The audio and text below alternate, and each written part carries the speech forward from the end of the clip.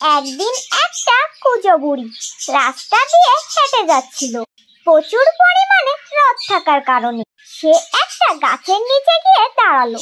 এরপর ওই জঙ্গলের মধ্য দিয়ে একটা কুমির হেঁটে যাচ্ছিল, আর সে বলতেছিল, অনেকদিন হয়ে গেল কোনো মানুষ খাইলো, একটা মানুষ পেলে ভালোই হতো। এরপর কুমিরটি হেঁটে হেঁটে বুড়ির কাছে গেল, আর কুমিরটি বুড়ির কাছে গিয়ে বলল, যা হোক, খুবই ভালো হলো, আজ একটা মানুষ পাওয়া গেল। আজ তো আমি তোকে চিবিয়ে চিবিয়ে মজা করে খাবো।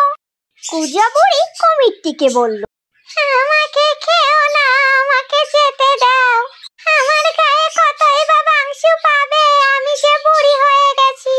কিন্তু কুমিরটি কুঁজো বুড়ির কোনো কথা শুনছিল না। কুমিরটি কুঁজো বুড়িকে ভয় দেখাতে থাকলো আর বারবার লাথি মারতে লাগলো। তখনই ওই রাস্তা দিয়ে হেঁটে যাচ্ছিল গোপাল।